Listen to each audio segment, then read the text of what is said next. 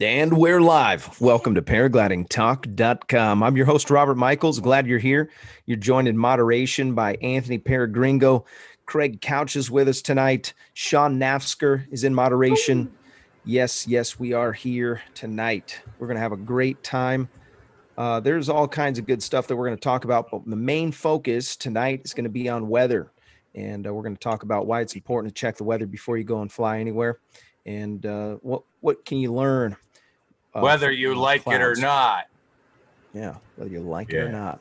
Yeah. So we're going to fire this show off tonight by mentioning our sponsors very quickly. One of those sponsors is PBG Smoke. If you want to get your hat in the ring or you want to throw a hat in to win a motor, you need to purchase the Unity headset, pre-order that Unity headset, and your name's going to go in there. We're very close to giving those away. And I say those because there's two motors potentially going to be given away. One is going to get given away for sure already. And if there's enough pre-orders, they're going to give away two of them. Go to ppgsmoke.com. That's the website. Also, the show is brought to you by ppgzone.com. Josh Perry runs that group. It is I shouldn't say it's a group. It is a social media platform specifically for pilots. I thought, what a great idea, great invention. And so you're going to want to check that out for sure. The website is ppgzone.com. Go and create a profile, and you're really going to enjoy that. Welcome, David Wolf, in moderation. He's also here tonight. Yeah, your sound's not on yet, but that's okay. Not yet. I hope this is 2 weeks of free paid. It's good now, David. Free training. Free training? Yeah, 2 weeks free training, David. What is that? You got to work the first 2 weeks of free training. I was asked today by someone, I don't know if I can say who, if I was going to be going to the Flight Junkies flying-in this weekend. I said, I don't think I can make it. I would like to go to that. Would you? Is that invite only? Would you really? No, anybody can go. Would you really want to go? I mean, if the training's free, I mean. That must have been an automated computer invitation, David. What do you think? No. Wow. Also, the show's brought to you by paramotorprops.com. Go check out the website. Maybe you blow up a prop, you have an accident, it happens. I took a big hit. I'll show you guys a little picture once we get into the show a little bit. I took a rock right into the prop. Yeah. So, but I saved it for now, that I can see where somewhere down the road I'm going to need to buy one. If I do buy one, it's going to be from paramotorprops.com. Also, the show's brought to you by Para Orange Products. Para Orange Products, guys, they have all kinds of great stuff to protect your gear. They've got windsocks. They have a really nice, it's like a giant fishing pole, but it telescoping 18 feet into the air and a long streamer. And so I bought one of those, and I bought one of the streamers, and it's like a heavy duty weather resistant flag. And I love it. When I go flying my motor, it's amazing. And so there's all kinds of stuff. Go check out their website, paraorangeproducts.com, or just paraorange.com. Glad you're here tonight. Thank you guys for logging in. All kinds of people are jumping on. Welcome. Really appreciate it's the end of the month. I got my little message from Patreon. I really appreciate all the Patreon supporters. You guys are awesome.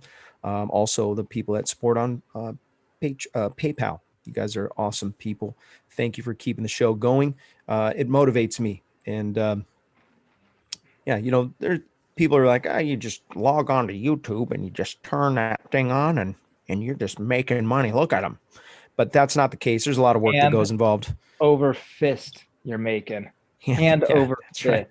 So making much Boco bucks, make it just happening. But make it so much that he can actually pay my rent in this building. You know, the funny thing is it actually did buy me a motor. So you can joke around about the small pennies, but it's actually pretty awesome. And we've also been able to really just hook the community up with all kinds of stuff by giving away other people's stuff. There you go. I mean, it's kind of like I'm really good at giving away people's stuff. It's wonderful. It feels great. It feels really good. I will say, of all the people who have given away more stuff on this show, it is definitely Sean, 100%. Yeah. He's giving away a lot of stuff. Every week. Yes, every week. For are we creeping up on? We're 3 years.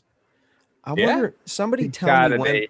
when our first show went on. Somebody That should dig be that easy. up. That'd be pretty cool to find out how long. When's our anniversary? Listen, someone in the chat can find that out. Yeah, we were just talking about I did look it up, but I'm not going to say what it my is. Because Cascade event was what kind of inspired the show. And I was telling somebody, I was just on a little flying adventure, and we were talking to some people from up the coastal ways, and I said, gosh, I think I've been flying now for 4 years. So April was 4 years, and somewhere about a year in is when I had that Cascade event. Scared me. What did inspire you to start this show? That's what it was initially. I had a lot of questions, and I didn't have enough people to give me answers. And there were some people that I was warned, don't listen to them. You know, there's bad advice out there. When you're a free flight paraglide pilot or even paramotor pilot, the first person you meet, you're like, oh my gosh, this guy's amazing. He's a genius. And you like gravitate towards him, and then you want to learn as much as you can from. Then you meet like 15 or 20 other pilots, and you realize, oh, okay, maybe that guy didn't know as much as I thought, right? So, yeah, I remember going, I've got to try to find the best. And what would happen is, and this happens in our sport, somebody will name drop someone and be like, it's an amazing pilot, and they'll name drop them. And then, so I was like, man, I would like to get a hold of that guy. And I remember flying at Blossom. There's a guy named Chris. He's been on the show. And I talked to Chris one night after Blossom, and I'm like, dude, I've really got to dig in to this sport more, because I had a really crazy event. And we talked for like an hour. And I remember thinking, the coolest part of flying is flying. But the second coolest part about flying is after you fly and you're packing up and you're just sharing stories about flying. And then the show was born. It is. Yeah. Cool. You guys trolling me in the chat? What's going on over there? I see you guys giggling like little schoolgirls. Just messing with Todd. David's causing Todd's trouble in the because chat. it's not his show. Todd, you should come on the show tonight, man. We got no special guest. Just a bunch of no names in here. Bring on Todd. I'll send him an invite. Yeah, come on, Todd. Yeah, so I want to mention some weather stuff. So how many of you watch the weather? How many of you are paying attention to the weather a few days out? And then what are you doing for, now I'm going to mention this ahead of time. I know that most of you guys are paramotor people, but I have to argue that it is just as critical for you to check the weather as it is for me to free fly. Now, I'm searching the weather more for I guess it's kind of a selfish reasoning. I want to make sure that I'm going to stay in the air. And if my weather doesn't line up with my expectations, then I'm not going to go. Back in the day, I might have just went and took a sled ride and said, whatever, I don't care. But now I'm getting a little picky about my days. I want to make sure I'm going to stay up a little bit and stay above launch maybe, or make a little trip across the old El Capitan. But when you're paramotoring, you get a lot of, there's a lot of forgiveness. So you wake up crack of dawn, you got no wind situations, they're very light wind situations. But now that I've got about, what'd you say, Gringo, about 10 flying days under my belt now, maybe? Oh, yeah. Something like that. And there's been a couple of them where I checked the weather, and the weather was accurate. And had I been more prepared, had I inspected the weather a little bit better, I could have had a much more enjoyable flight. And I'll explain what I'm talking about. When we launched, there was an east wind down low and a west wind up high. Had I played my cards right, I would have got up high first and used the west wind to take me where I wanted to go. And then when I wanted to come back, I would have flew down low and took the east wind back. Now, that's a strong analogy because it wasn't necessarily exactly like that. But this last Gringo, you and I flew, we had the best flight when we were at about $4,000. Yeah. And we were way out in the middle of nowhere. Nobody knows where we were flying. It was out in the mountains. But there was this level down low that was just kind of choppy and not great. And it was cold.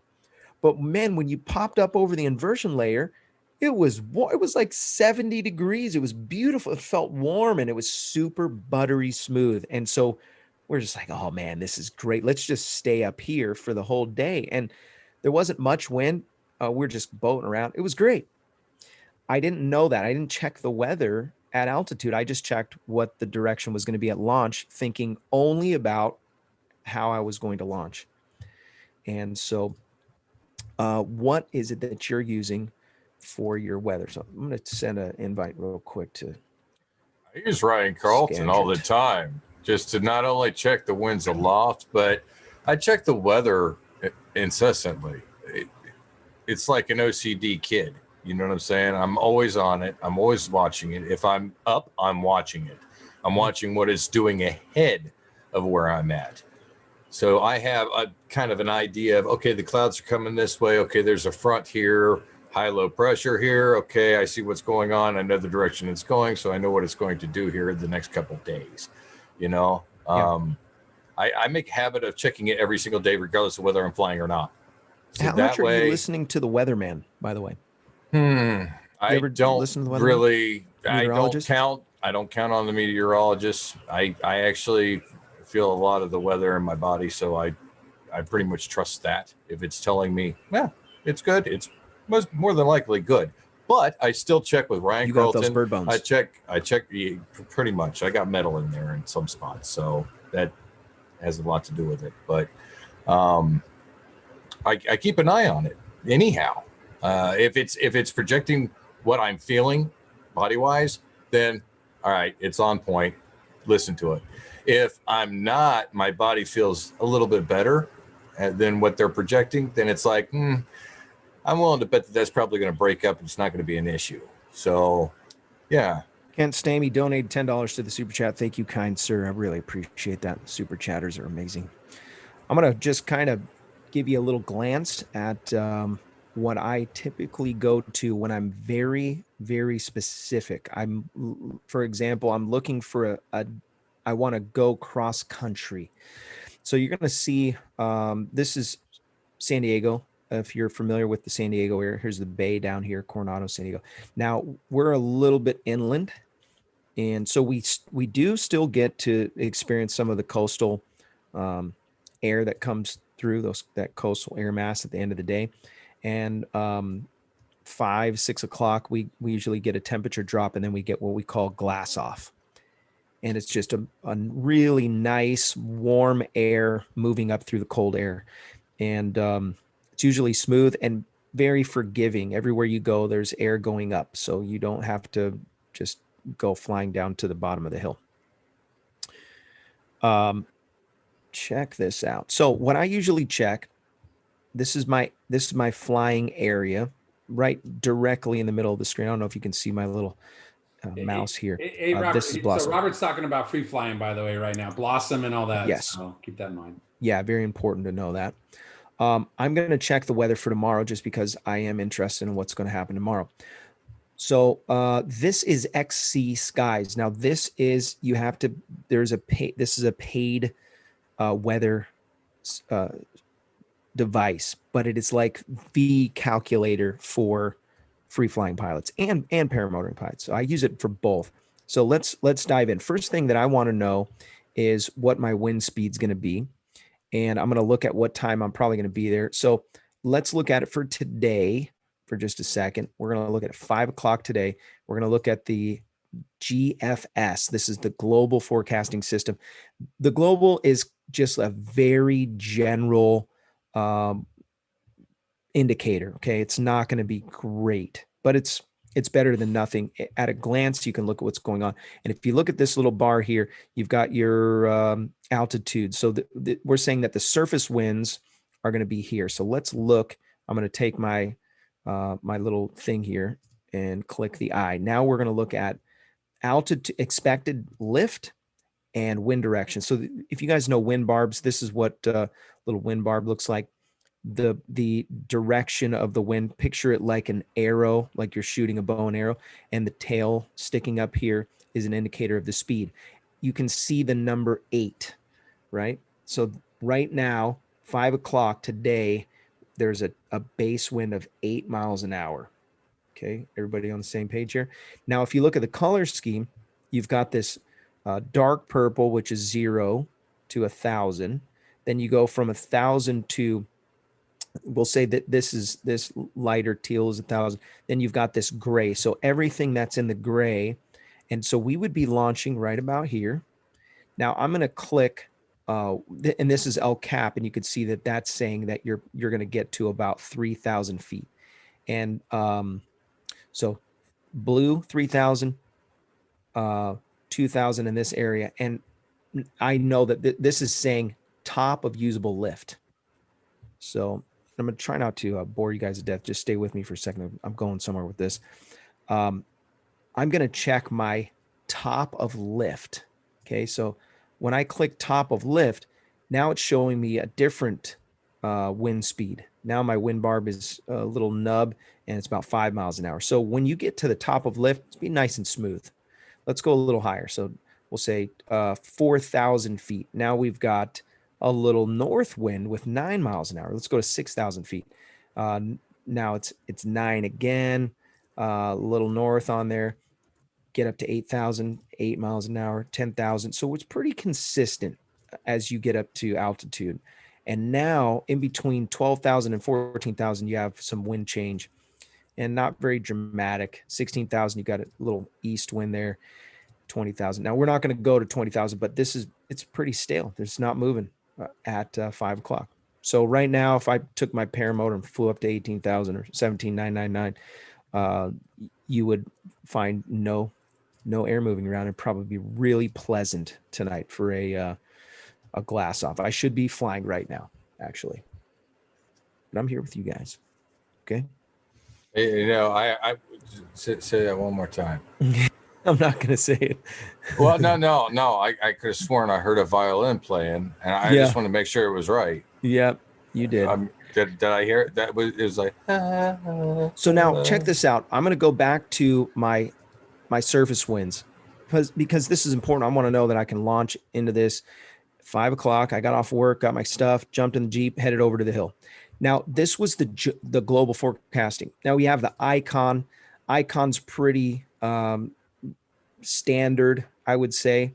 You got the NAM 12, and then you have the NAM 3. Now the NAM 3 is saying that it's taking a very close look. It's like putting a magnifying glass on the area, and you're going to notice a little more detail. And then when you get into what's called the RAP and then the high res, you have some really close-up images of what's happening with the air. Let's zoom out just a little bit. And I know that today we had some overdevelopment happening over another flying site over here. And we're going to see some pretty crazy altitudes here. Look at this red zone. That's telling us that the top of lift is going to be about 15,000 feet above sea level. But when you see this, you can get excited. And this is actually right here on the bottom is at one of our flying sites called Horse. And this thing is turning massive thermals, the top of lift being 15,000 feet in these select areas. This is going to mean that we're going to have some cumulus clouds developing, likely based on the pressures and temperatures. Now, by the way, I'm no meteorologist. I barely fumble my way through this each time, but find somebody that you know that really knows weather well, and ask a lot of questions, and eventually you'll learn some of this stuff. I'm looking at what my cumulus cloud depth will be. And the reason, and this is the high res version. High res was a little bit off today. Let's go back to 4 o'clock. Now 4 o'clock, it's showing that the thickness of these clouds were about 6,000 or 7,000 feet thick. I guess that would have been accurate, but I saw some cumies popping big cumulus clouds. And I would say that the NAM 3 was probably the most accurate I remember seeing this cell pop, and that was a prediction, not a forecast, or that was a forecast, not a, I don't know what you'd say, actually, what actually happened. So they predicted this was going to happen. This happened. So anyways, back to, again, I know you guys are all tired for a week. I don't want to put you to sleep with a bunch of weather stuff. Oh, it's really interesting, actually. How accurate is all that, though? So it is incredibly accurate. Now, when we get down, so we're talking about high res. We're looking at these very, very intense areas. So when I'm looking at Blossom and I'm saying I want to fly Blossom after work, I'll go to the high res and check and predict. Now, let me go back to my screen share for just a second. When I click high res and I say, okay, I want to know what's going to happen at 5 o'clock, and I want to check my top of usable lift. This is my kind of go-to. I'm going to zoom into my spot where I fly, and the high res will give me a really good indication of the wind direction. And a lot of times, if I look at the GFS, I'm going to get a very general, just, you can see everything's kind of just really, it's going one direction, straight west. But if I look at the high res, you're going to see different areas going different directions. And this is not a great example. Normally, you're going to see like swirls, and you're going to see, wind barbs pointing at each other. And sometimes you're going to want to look at that before you go fly, because there's going to be places where you're going to hit wind shears and turbulences where you're not going to be necessarily excited about. So let's look at we're going to look at wind speed at top of usable lift, and then surface gusts. So I'll take a peek at that. If I'm very nervous about the day, if the wind gusts are up in the 24 range, that's terrifying. You don't want to be in the air when you get 24. You're going to blow backwards. And the other thing that I look for, and again, I'll check all of these. I look for wind shear, and I'm gonna click on this, and it's going to give me some information here. So let's go back to top usable lift. This is where my launch is. And then you're going to look at, this is the prediction of what I'm going to be above launch. So above ground. So the global forecasting system is saying that we're going to get up to about 2,000 feet. This is at 5 p.m. So we should be able to get 500 feet above launch, because launch is 1,500 feet. But the high res is showing, no, you're probably going to get to about 2,460 feet. And this is based on their models. So the guys who developed this are pilots, probably hang glider pilots or paraglider pilots, or both.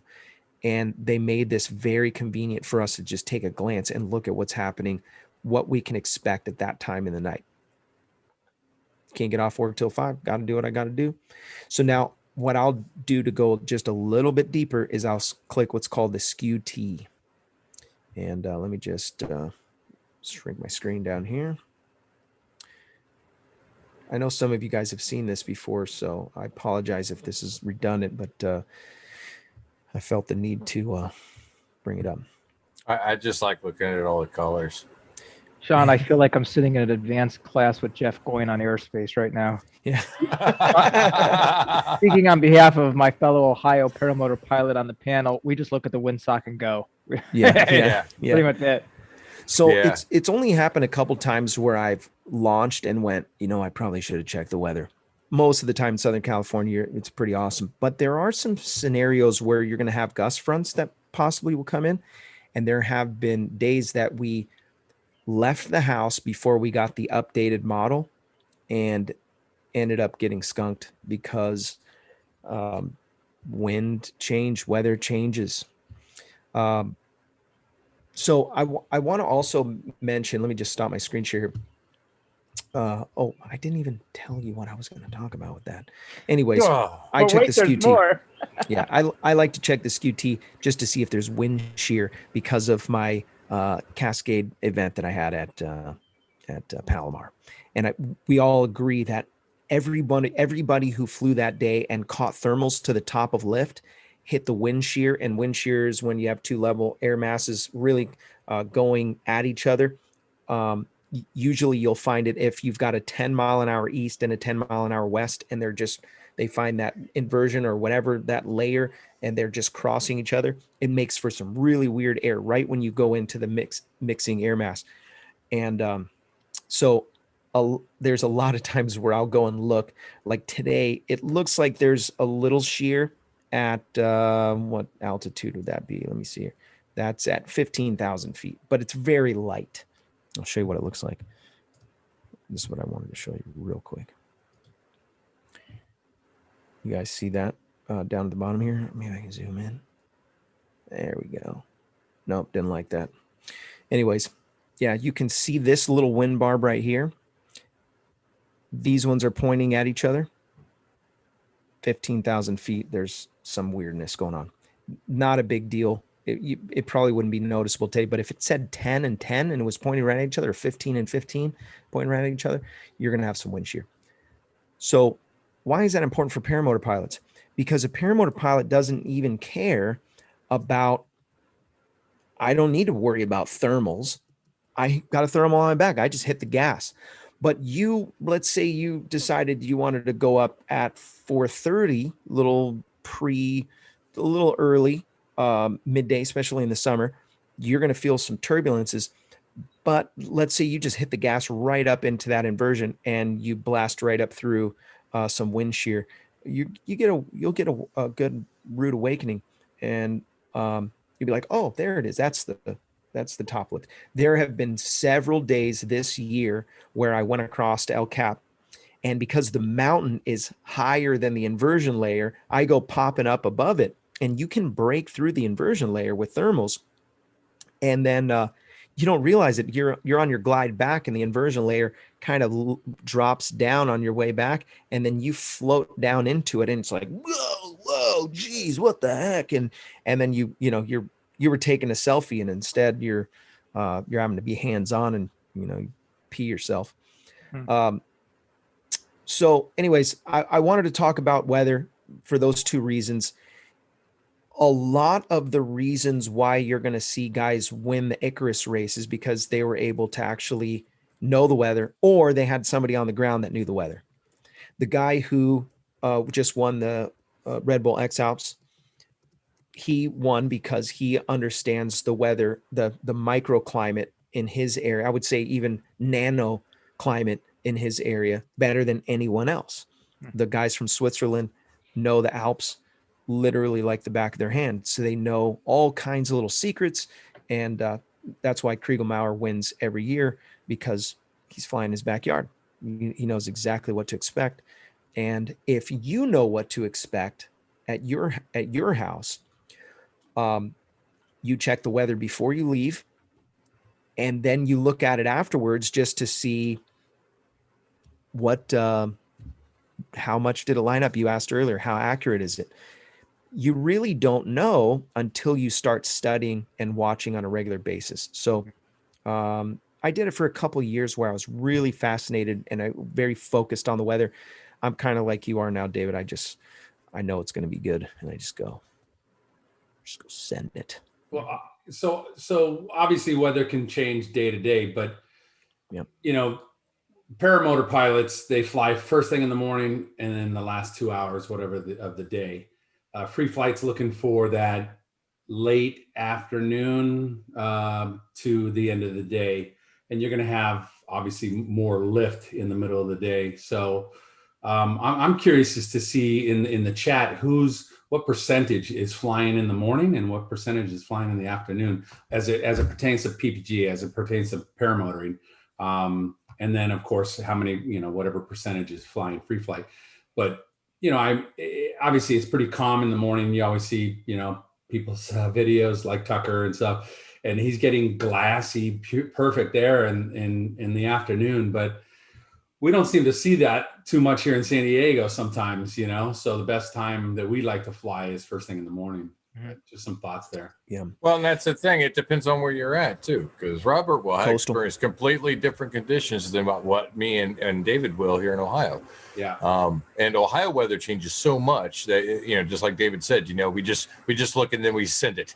It's because we know in 5 minutes it's going to change again. And it happens all the time. So yeah. We're at that half hour mark. We're gonna give away something. Let's give away some AMSOIL, shall we? By the way, if you want to buy some AMSOIL, you can do that through me. Just message me in the use the website. Okay, so here we go. No more names because I got no more names. I got everybody. I got everybody's name in there.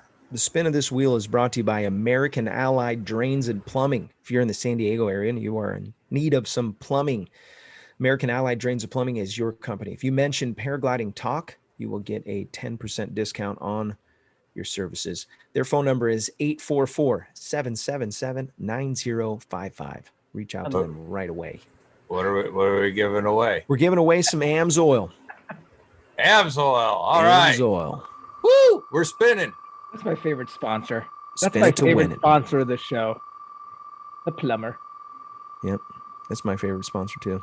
It's a real sponsor. All the other ones are just groupies. I use my plumber. I use my plumber arm for this spin. Nice. I see that.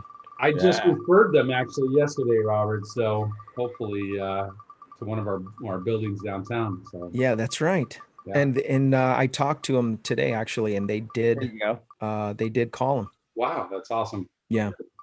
Resurgence PPG says he only flies in the evening. You can't get him out of this trailer before 11 o'clock. Mm. And speak of the devil, And then it almost lands on him.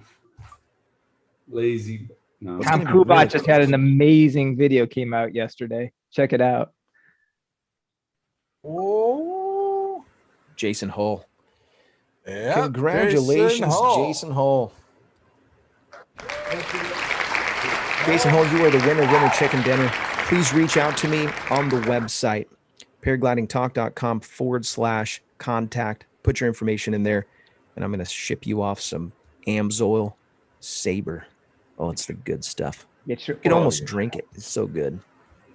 I wouldn't do that. Like Guinness, isn't it? No, it's a little thicker. It's kind of like NyQuil. Oh, wow. It'll come out just like it went in, and right there, that's proof. I'm just saying. Two-stroke. That's proof right there. That's when Robert gave it to me as like a glass of water. Like, you did a good job on the show tonight. Here you go, sir. And here's your AMSOIL. That's how I pay him. I was like, it sure tastes awful fun. He's like, shut up and drink it. Put the lotion on the skin. Wow. Like, okay. It's fine. What's everybody doing? What are you doing for the 4th of July? That's a great topic, David. We need to talk about flying into I don't know. into the fireworks. No. Have you seen some of this? People shooting fireworks at paramotor pilots flying by? No. Yes. I don't think your wing wants to have anything on fire touching it. No. I saw a guy that he made a mistake flying and at Sand City. They have bonfires a lot of times, and when you put the bonfires out at Sand City or anywhere at the beach, you just cover up the fire with sand. That's what you do. And so this guy had landed, and his wing fell down on a fire pit, and he didn't see it. It was underneath the sand, and it melted a bunch of little holes in his glider. And I was like, dude, what happened to your wing? And he goes, oh yeah, those are all patches from a fire. So be careful where you put your wing down. See, in Ohio, we were always taught to, when you cover the hole, to put water on it, Robert. Yeah. You're supposed to put water on it just in case, but that's okay because you guys are kind of short on water usually. So, Yeah. I mean, When you're at the worst, I ocean. guess pee on it. You could do that. That would put it out, right? That is true. Just saying. That is true. So there's something else that I wanted to mention about the weather specifically for free flying. So if you're interested in getting into free flying, you're going to need to learn some of this stuff so that you're not relying on someone else to go fly. So I'm a pretty independent guy. I remember in the beginning feeling very awkward texting people and asking them, hey, do you think it's going to be good to fly today? My goal was, I made a friend and I said, I'm going to go flying with them. And I would say, hey, are you going to go flying? And that was my, like, is the weather good to fly? And many of times I would ask and they would say, no, it's not going to be good. Or I'm not going because of whatever. Low pressure, high pressure. And you've seen this, if you study the weather at all, you've seen these, they're called fronts. You have a high pressure front coming in, you have a low pressure front coming in. Do you guys know what you should be looking for when you're going to go free flying? What you should be excited for? If you're a free flight guy, low pressure fronts coming in. And why is that? Low pressure fronts come in and they create lift, right?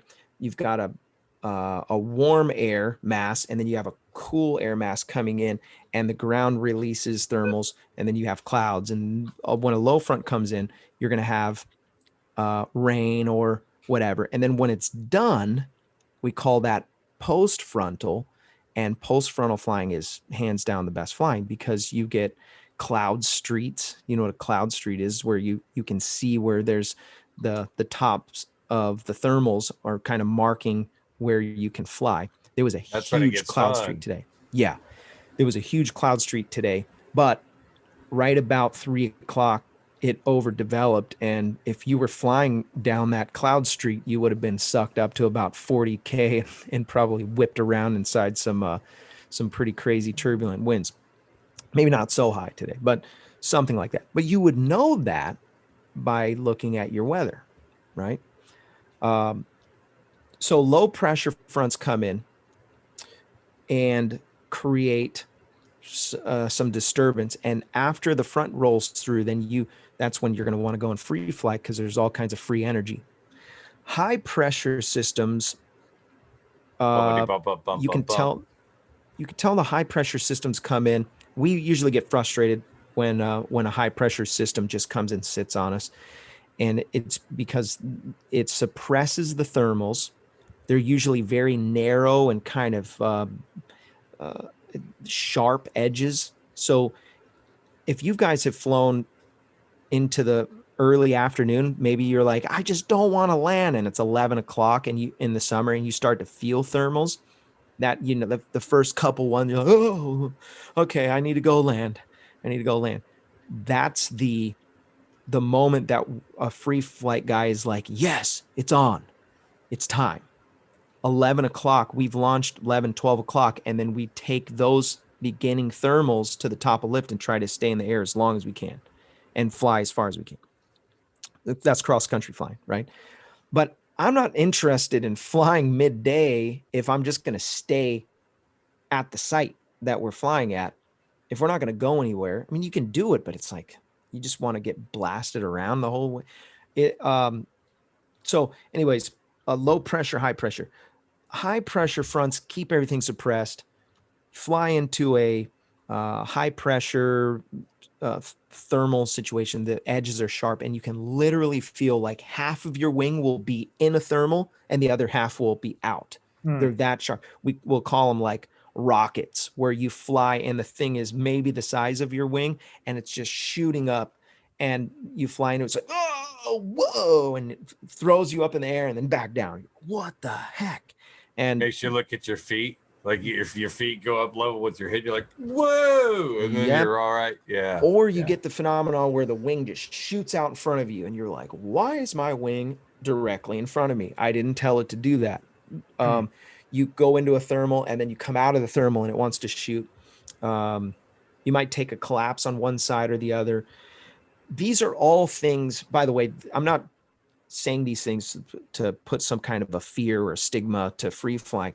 These are all manageable things. You can feel the pressure change and check it. And basically when you check your glider, you're dumping a bunch of air pressure into the front of the glider to make it keep its form. If you didn't check the surge, if you didn't check the wing and dump a bunch of pressure into it, it would have collapsed, but you caught it. So you feel those things. So that's what you're looking for as you're flying around. Back to the high pressure flying. You can usually tell it's a high pressure day when you have those really high wispy cirrus clouds. And sometimes it even turns into overcast based on humidity. Something else to note. I'm giving out all the goods tonight, by the way. When there's more humidity, it's usually smoother flying. Did you know that? I'm not sure exactly why, but when there's the humidity kind of creates a lull. Maybe there's more space involved in what's happening. High pressure systems, more air condensed into smaller areas. Low pressure, lots of area, lots of opportunity for lift, and top of lift is marked by clouds. Yeah, pretty awesome. So studying the weather, very important. XC Skies is a paid version. There's another way that I check the weather. Let me go here. A lot of people are coming to SoCal. A lot of times I watch the conditions on the local radars from the NOAA. That's a great one. And I also use from Weather Underground for the local area, wherever I'm going to be. Say if I'm in a specific area, I type that area in. It shows me what is projected, what's supposed to happen. And I can watch the actual live radar from states away as it's coming in. Yeah, that's smart. So that kind of gives you a heads up on what to expect in the next days coming. Like I said, I check the weather every single day, all day, typically, all evening, just to keep a heads up. So I'm like, ooh, this day could be very, very nice, you know? Here's another free one you can use, especially if you're in Southern California or Northern California, really. Check this out. So I'm going to click on this, Blossom. Now, at first, you're going to look at this and go, what in the world? This is not telling me anything. This is chaos on a piece of paper. All these different colors, all these different arrows going different ways. You got little wings in here. You got temperatures and different. Oh, it's too chaotic. I can't understand. Very Van Gogh. But if you just understand this very fundamental things right here, you'll learn to love this little thing. It's not always super accurate, but it was made by pilots for pilots. By the way, show's brought to you by iFly Indiana powered paragliding. If you're interested in flying paramotors, no better place to get proper training than iflyindiana.com. Website is iflyindiana.com. Kevin and his team will get your feet off the ground. Also, the show is brought to you by Lone Star Paramotor. If you're in the Lone Star state of Texas, you want to get some training, you reach out to Ron Turan and his team for world-class training. Their website is lonestarparamotor.com. So I'm going to click on Blossom here. I think I already did. Okay, check this out. This is amazing. You're going to really like this. Here's our time of day. Remember I told you I wanted to go there at about 5 o'clock. Launch, it's saying that at 5 o'clock, it was going to be 82 degrees at 1,500 feet or whatever. The expected altitude based on this, only 1,400 feet. I'm not really interested in free flying tonight because it looks pretty dismal. At 3 o'clock, you might have been able to get to 1,900 based on this model. Now, it's inaccurate in my opinion because we were probably getting to like $4,000 or $5,000 at 4 o'clock if you would have launched at 4 o'clock. But then you would have had to worry a little bit about overdevelopment, and it was going to be crazy in the hills, really close to Blossom. So wind direction and wind speed at that time. So 4 o'clock, 10 miles an hour straight west, right? The red shows instability. The red means that's unstable air, meaning that you're going to be going up. There's going to be strong thermals here. This orange means it's a little bit less strong, but still strong. And then the pink is usually going to mark kind of where the top of lift is going to be. And likely you're going to have an inversion layer where you hit the gray. I don't know if you can see my pointer, but look at how the wind direction changes at altitude. Once you get to 3,200 feet, you got a straight north wind. Why is it important to know this before you go flying? If you were to launch, get up, catch a thermal, and go to Blossom on a day like this, you've got north on the backside. Guess what you're going to get? You're going to fly right into the lee side of a huge mountain. But you wouldn't have known that if you looked at just the base winds because it's straight west. That should be fine. I can go across and probably going to be a little south. But at the top of lift, where you're going to end up at, and the top of El Capitan is 3,000 feet, 3,200 feet. Guess what? You're going to be flying into the rotor and into the lee side of the mountain, and you might be able to get up. But every time you hit the top, and I've flown there and hit this before, it's not fun, man. It's terrifying. There's no place to land underneath. If you had to throw reserve, land on a cliff's edge. Oh man, it would not be cool. So anyways, that's a free one. You can look at that one. And then the last one, Soaring Predictor. Whoever created these charts, they couldn't have made them more simple. They're so easy to understand. Sean, explain what you just saw. Tell them how easy it is. I saw all colors. It's easy. It was all colors and a bunch of little Van Gogh lines that look like artwork, and it changes, And if you wait a half hour and watch it again, and it's gonna it'll change shapes even. It's pretty incredible. Now, Sean, what Robert didn't also tell you is that if you stare at it and just stare at it, you'll see a different picture of whales floating and dancing in the ocean. It's pretty cool. Yeah, you have to stare at it a long time for that. Robert, that's really, seriously speaking, that's really information. This is free. You explained it very well. SoCal, Southern California wind grams. The other one is Soaring Predictor. Let me pull that up real quick. What's your password for that last one, or the first one? What was the password on it? It is. I'll send it to you in the chat. In the chat. The paid version. This is the last one, and then we'll talk about whatever you want. Yeah, Take we got some questions from the chat too. Yeah. So. Yep. Here we just. I know this is a boring one, but listen, guys, this stuff you can learn, and it's going to really help you. Actually, weather is incredibly important, and it's just as important as knowing what you're doing with your glider. Yeah. If not more important. Yeah, absolutely.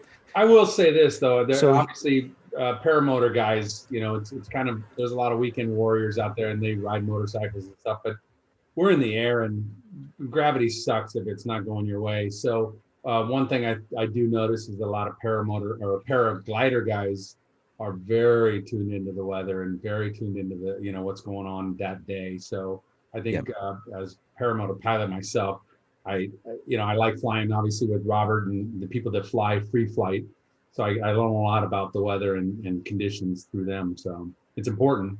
So I'm going to give you just a quick glance at this, and then we'll go to the questions. So again, I'm going to biased here. I'm going to look at Blossom. Blossom, this is Thursday. This is the expected above launch altitude. We're going to say that it's 2,255 feet above launch. Is that accurate? So launch is 1,500 feet. Probably not, but that's showing the very peak of the day. So that could be actually pretty accurate. So let's click on Blossom Valley, and it's going to give us a bunch of information. It's going to give you the high temp, puddle temp, wind mile per hour. So that's your base wind and direction, and then your wind gusts. So it was saying at 1 o'clock, it was gusting up to, or 2 o'clock, 18 miles an hour. It was going to be west at 10 miles an hour. I'm not trying to get there until 5. So west at 9, gusts up to 17. You probably have your hands full. One of the things that I look at a glance is this thermal index, and it's all the way to the right. 30 is pretty spicy. So that thermal index, meaning that when you fly into a thermal, it's taking you up right now. You're going to the moon. And you're probably looking at like 800 feet per minute kind of lift with a 30, maybe even 1,000 feet per minute in some cases. So at 3 p.m., you're going to hold on with both hands. And this is going to give you an indication of the above launch. So I'll look at this and I'll say at 5 p.m., am I going to be going above launch at 5 p.m.? And it says I'm going to be able to go 1,124 feet above launch. So I'm good to go. I would have looked at this and said, yeah, I'll go check out Blossom. It should be fine. And so right now it's probably glassing off beautifully, probably just great smoothness to it. The wind direction is perfect. And so do your homework, do some studying, learn your weather. There's way more resources out there. Those are just the ones that I use.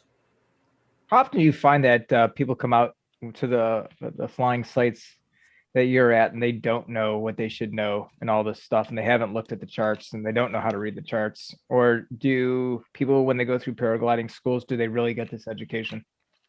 So, very good question. Normally, you don't get a whole lot of weather schooling when you go through class. You'll get some, but not in depth. They'll point you in the right direction, but they don't. They're not going to hold your hand to teach you. Maybe some instructors will.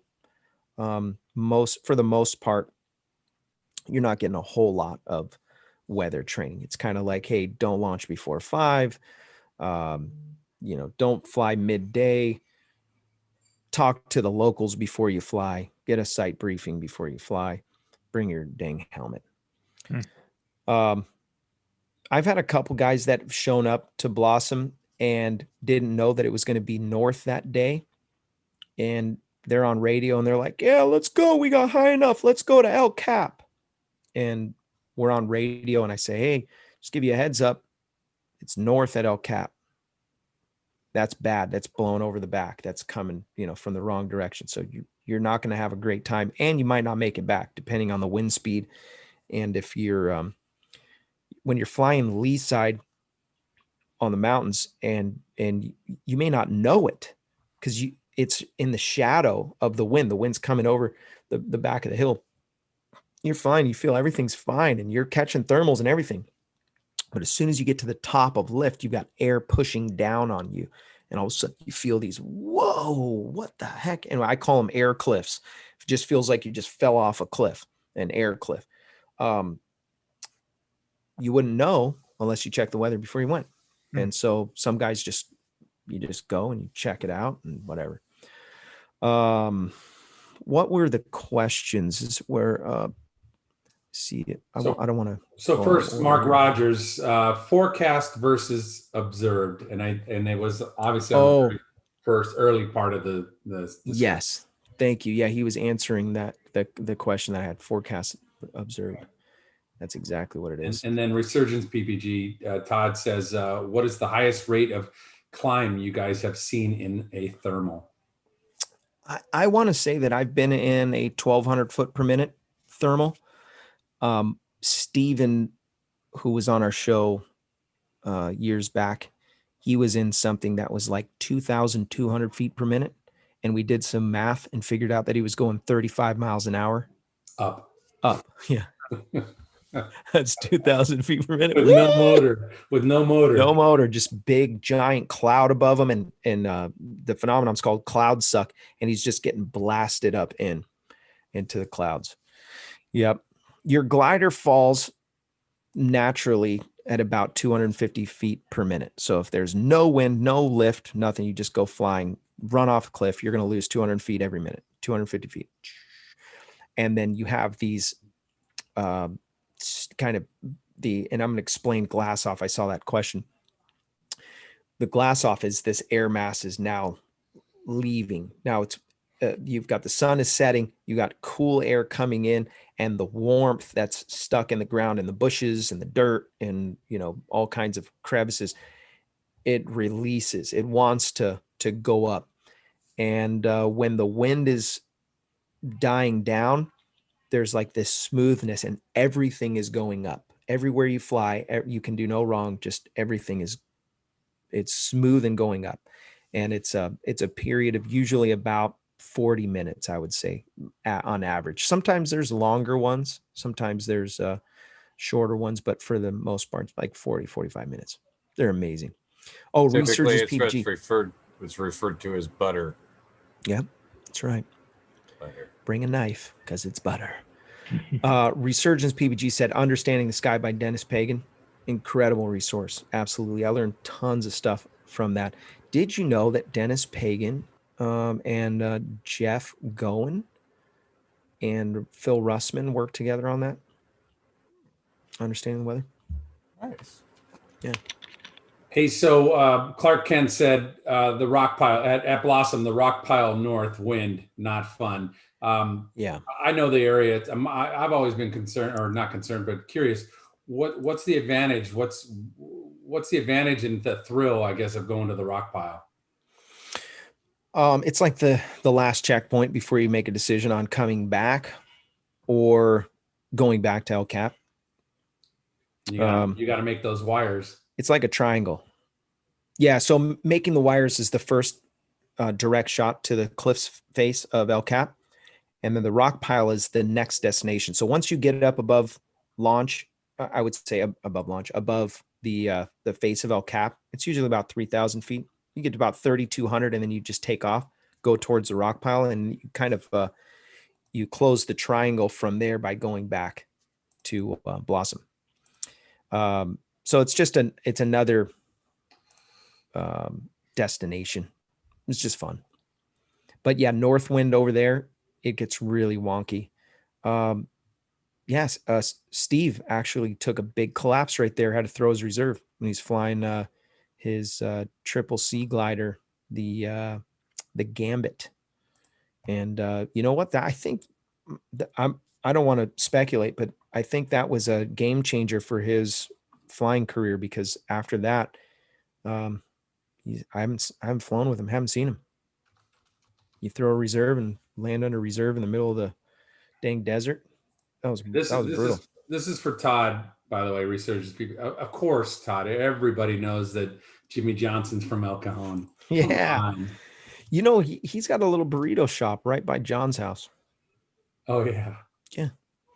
Good burritos, too. Yep. Glass off is magical. That is true. One of my favorite things is to fly a good glass off. I have to mention just two more sponsors before we leave. Show's brought to you by Torrey Pines Glider Port. If you want to learn how to free fly in the most beautiful place in the United States, reach out to Max Marion or anyone, the guys at Fly Torrey. The website is flytorrey.com. That's FLYTORREY.com. Also, the show's brought to you by Resurgence PPG. If you're interested in supporting our men and women of uniform, you can make a tax-deductible donation to resurgencepppg.com. And by donating, you're sponsoring those who put their lives on the line for your freedom. Reach out to Todd Scandrett at resurgencepppg.com. Also, Robert, you can go to Amazon, and through your Amazon Smile tonight, you can buy Understanding the Sky, $65 paperback. Understanding the Sky, Amazon Smile, support Resurgence PPG there too. Yeah, that is an awesome thing. Did you get your report the other day? How much got given? I think we talked about it like a week ago. What was it? It was like, was it 4 something? 400 and something bucks. Yeah. Yeah, it's awesome. And we're such a small community. I mean, that's not much, but if you, if maybe tell some people that are not in paragliding to choose that as their thing, that might be a good idea. Put some flyers together or something for the fly-ins.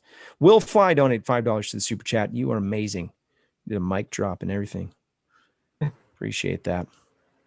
Yeah. Also, I did want to mention Midwest Parajet. They were instrumental in helping me getting my paramotor. So I really appreciate that. And you guys are awesome. Jim CR120 donated $10 to the super chat. Thank you, Jim CR120. I sent you an invite, Jim, by the way. Try to get you to come on the show. He's probably working. I get it. You want to just come on here and accidentally fall asleep. You know what I mean? I like Mark Rogers' comment. If by the way, if you don't do your homework that morning and look at your apps and see what the wind's doing, just send the wind dummy up first. Yeah. Far too many times I've been the wind. We like to refer to ourselves as wind technicians.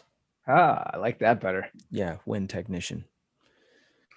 They actually have legitimate wind technicians at like the Red Bull X Alps.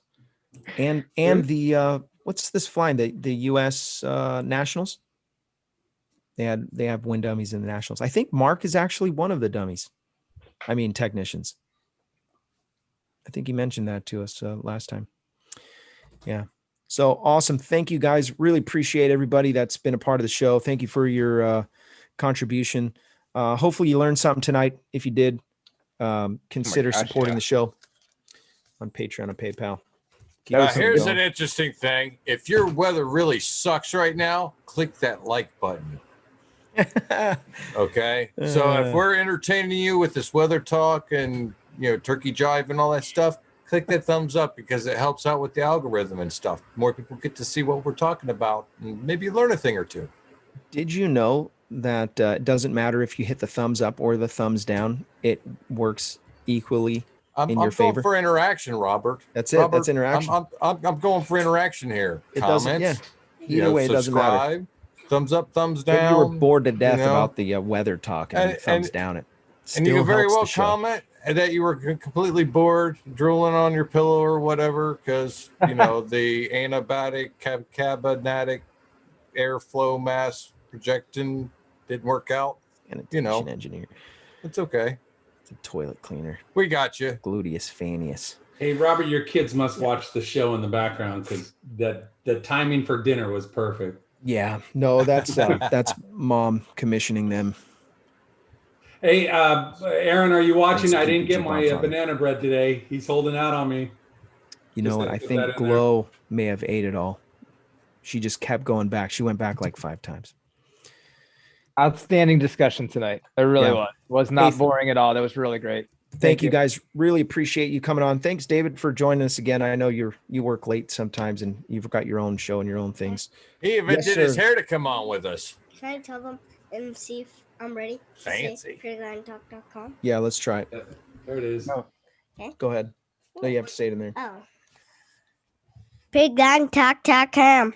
All right. Buddy. They like it. Very good. Okay, kick rocks.